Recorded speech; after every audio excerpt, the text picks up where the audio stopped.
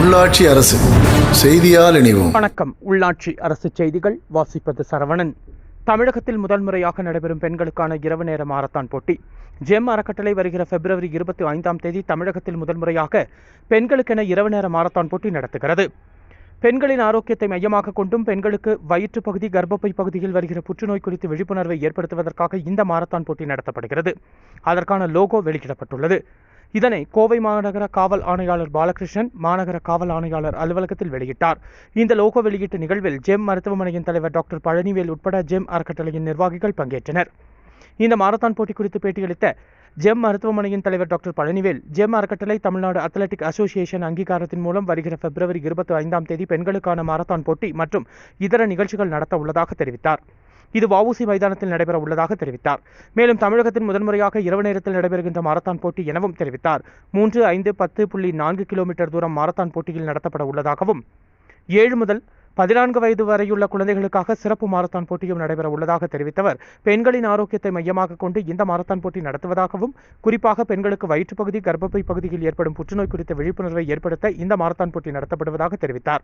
மேலும் அன்றைய தினம் நடைபெறுகின்ற நிகழ்ச்சியில் பெண்களுக்கான சத்துள்ள உணவுகள், யோகா பயிற்சிகள் ஆகியவை எடுத்து கூறப்பட உள்ளதாகவும், கலாச்சார கலை நிகழ்ச்சிகள் நடத்த திட்டமிட்டுள்ளதாகவும் அவர் மேலும் தெரிவித்தார். ஃபவுண்டேஷன் ஜெம் அறக்கட்டளையின் சார்பாக தமிழ்நாடு அத்லெட்டிக் அசோசியேஷனுடைய அங்கீகாரத்தின் மூலம் இன்று கோவை வருகிற பிப்ரவரி மாதம் 25 பெண்களுக்கான எக்ஸ்க்ளூசிவ் மாரத்தான் நடைபெறுகிறது. அதனோடு பெண்களுக்கான விமன் கார்னிவலும் நடைபெற இருக்கிறது. இது வஉசி மைதானத்தில் நடைபெறுகிறது.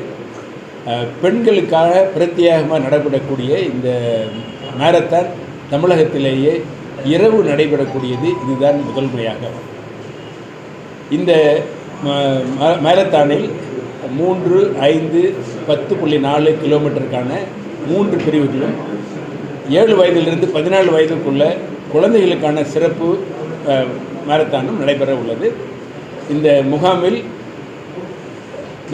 மாரத்தானில் கிட்டத்தட்ட 10,000 பேர் கலந்து கொள்வார்கள் என்று எதிர்பார்க்கப்படுகிறது. அதற்கான ஏற்பாடுகளையும் தீவிரமாக செய்து கொண்டிருக்கிறோம்.